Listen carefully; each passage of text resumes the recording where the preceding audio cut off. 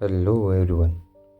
स्वागत है आपका काउंटर अतुल में, जहां आपको सुनने को मिलती हैं ढेर सारी कहानियां। मेरे अगर चैनल को आपने सब्सक्राइब नहीं किया है तो प्लीज़ इसे सब्सक्राइब कर लें, ताकि आपको हर तरह की कहानी सुनने को मिले। आज की कहानी का नाम है मुझे आईफोन चाहिए।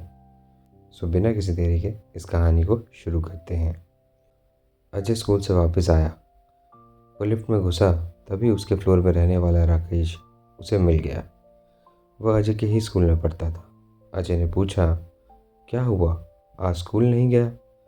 यह सुनकर राकेश बोला, मेरे पापा मुझे आज घुमाने ले गए थे और जानता है उन्होंने मुझे क्या दिया? यह कहकर उसने अपनी जेब से आईफोन निकाल कर दिखाया। अजय यह देखकर हैरान रह गया। अभी से आईफोन? मेरे पापा तो मुझे सिंपल सा भी फ़ोन नहीं लेके देते।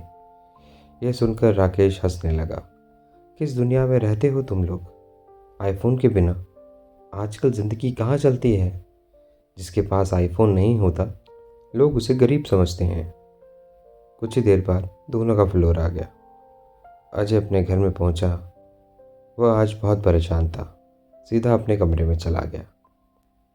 अजय संतोष जी और राधिका जी का इकलौता बेटा था। संतोष जी एक कंपनी में नौकरी करते थे। उनकी सैलरी से फ्लैट और गाड़ी की ईएमआई निकल जाती थी और जो कुछ बचता था वह किसी तरह गुजारा कर लेते थे।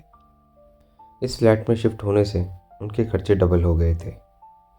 स्टेटस के चक्कर में गाड़ी भी लेनी पड़ गई थी। राधिका जी अजय के कमरे में गई। चल खाना खा ले। अजय ने लेटे लेटे ही जवाब दिया, मुझे भूख नहीं है। राधिका जी समझ गई कि वह किसी बात से परेशान है। वो बोली, मुझे बात तो बता कि क्या हुआ? क्या स्कूल में किसी ने कुछ कहा तुमसे? अजय उठकर बैठ गया।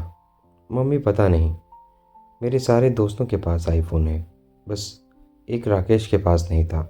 आज उसके पापा ने भी उसे आईफोन ले दिया। अगर गरीब बनकर रहना ही था तो यहाँ आने की क्या ज़रूरत थी? राधिका जी को बहुत गुस्सा आया, लेकिन फिर भी उन्होंने इस बात को संभालते हुए कहा, बेटा ऐसा नहीं कहते। तुझे पता है हमने कितनी मुश्किलों से ये फ्लैट ख़रीदा है। इसकी ईएमआई, गाड़ी की ईएमआई, इसके बाद बहुत मुश्किल से घर का खर्च चल पाता है। अजय रूठ कर बैठ गया। वह बोला, बस यही सब बहाने लगाते रहते हैं आप लोग। पापा को बोलो ना, कोई बड़ी कंपनी में जॉब ढूंढ ले जहाँ अच्छी सैलरी मिले। राधिका जी को और गुस्सा आया और वो बोली, हाँ तुझे ऐसा लगता है कि तेरे पापा जानबूझकर कम सैलरी में नौकरी कर रहे हैं? जानता भी है कुछ? बड़ी कंपनी से हर दिन लोग निकाले जा रहे हैं। और हाँ, कान खोल कर सुन ले, कोई आईफोन नहीं आ रहा। तेरे स्कूल की फ़ीस भर रहे हैं, वही काफ़ी है। अपनी पढ़ाई पे ध्यान दे और इन सब बातों को यहीं भुला दे।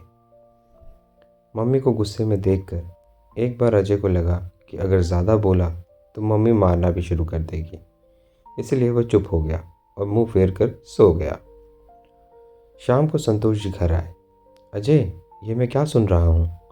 आज तुमने फिर से आईफोन की ज़िद पकड़ ली है। मैं तुम्हें आईफोन नहीं दिला सकता। हाँ, जब तुम स्कूल ख़त्म कर लोगे तो एक सस्ता सा फ़ोन तुम्हें मिल जाएगा। इससे ज़्यादा की उम्मीद मुझसे मत करना। पापा, आपको पता है जिस सोसाइटी में हम लोग रहते हैं वहाँ और मेरे स्कूल के सभी बच्चों के पास आईफोन है।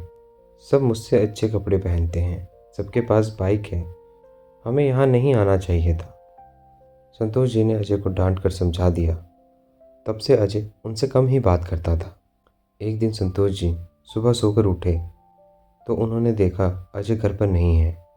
संतोष जी उसे ढूंढने गए, लेकिन वह कहीं नहीं मिला। वह घर आए तो राधिका जी बैठकर रो रही थी। उन्होंने एक खत संतोष जी को पकड़ा दिया। उसमें लिखा था, पापा मैं घर छोड़ के जा रहा हूँ। मैं अब कुछ बनकर ही वापस लौटूंगा। एक एक चीज़ के लिए मन मार के मैं नहीं रह सकता। संतोष जी सिर पकड़कर पलंग पे बैठ गए। इधर अजय ट्रेन पकड़कर सीधा मुंबई पहुंच गया। उसे यकीन था कि एक दिन वह बड़ा आदमी बन जाएगा। स्टेशन से बाहर आते ही चारों तरफ भीड़ दिख रही थी। अजय एक होटल के सामने से गुजरा। वह उस होटल में गया। वहाँ एक वेटर उससे खाने का ऑर्डर लेने आया। अजय ने खाने का ऑर्डर दे दिया। कुछ देर बाद एक कमज़ोर सा आदमी, जिसकी उम्र लगभग 45 साल की थी, खाना टेबल पे लगा गया। अजय खाना खाकर जब होटल के मालिक को पैसे देने गया तो उसने कहा, ये जो सामने आदमी है वो बहुत ही कमज़ोर है, इसे हटाकर किसी ढंग के बंदे को काम पे रखो, ये क्या ही काम कर पाता होगा। बेटा, यह आदमी बहुत ही अमीर बाप की औलाद है, लेकिन आज से 30 साल पहले ये किसी बात पर अपने घर वालों से नाराज़ होकर यहाँ आ गया था। बहुत ढूंढने के बाद भी जब इसे कोई ढंग का काम नहीं मिला तो पेट पालने के लिए हमारे यहाँ पे काम करने लगा। कुछ साल बाद ये वापस अपने घर गया, लेकिन तब तक इसके माता पिता इसे याद करते करते मर गए थे। सारी संपत्ति पे इसके रिश्तेदारों ने कब्जा कर लिया था। फिर ये वापस यहीं आ गया और तब से चुपचाप काम करता है। शायद ही अपनी गलती का प्रायश्चित कर रहा है।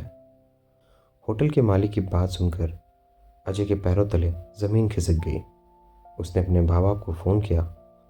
पापा, मुझसे बहुत बड़ी गलती हो गई है, मैं आपसे कभी कुछ नहीं मांगूंगा, मैं कल तक वापस आ जाऊंगा। संतोष जी ने पूछा, बेटा तू कहाँ है, मैं तुझे लेने आ जाता हूँ।